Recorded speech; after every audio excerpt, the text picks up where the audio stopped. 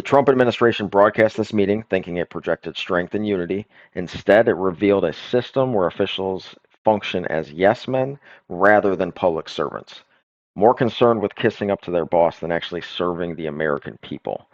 And frankly, the evidence supports that assessment. Let's examine the most painful examples of this professional self-humiliation, moments so embarrassingly suck-uppy they deserve documentation for posterity.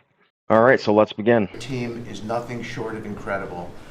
And there's only one thing I wish for, that Nobel Committee finally gets its act together and realizes that you are the single finest candidate since the Nobel Peace, this Nobel Award was ever talked about, to receive that reward.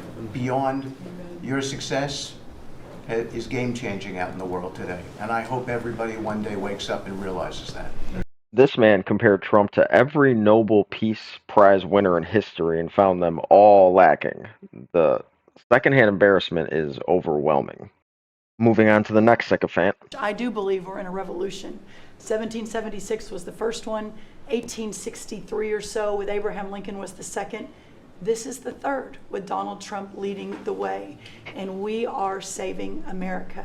And the idea that we are putting the worker, the very central component of the American dream, at the center of it, is the reason that it is so. He literally compared Trump to the American Revolution and Lincoln freeing the slaves. The audacity is breathtaking. And the American worker is not going to be in better shape. We have tariffs that he claims is a tax on other countries, which is clearly a tax on the importers in this country, which goes to us. So tell me how the American worker is actually going to be better off in this situation. Let's stay with Steve Witkoff here, because he's really the ultimate ass kisser. Steve, please. Mr. President, working for this government, for you, is the greatest honor of my life.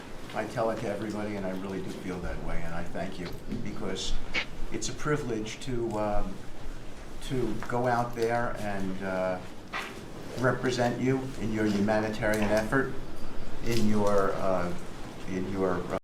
like getting rid of USAID and people starving. Yeah, you're doing great, man. Killing it. Goals of solving conflicts all over the world. I think there were actually more than 7 conflicts that you've put to bed. And we know that is patently untrue. Their own intelligence department, he's going to go on and say they obliterated the nuclear facilities in Iran, which clearly he hasn't. Tell us that isn't going to bite us.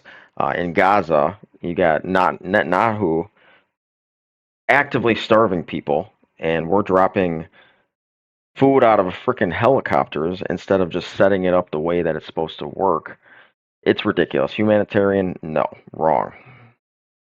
Imagine being so professionally empty that working for any politician becomes your life's greatest achievement.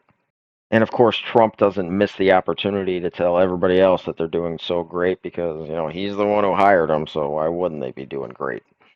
Marco has been, really, I think you're born for this job. I don't think you should ever run for another office, actually.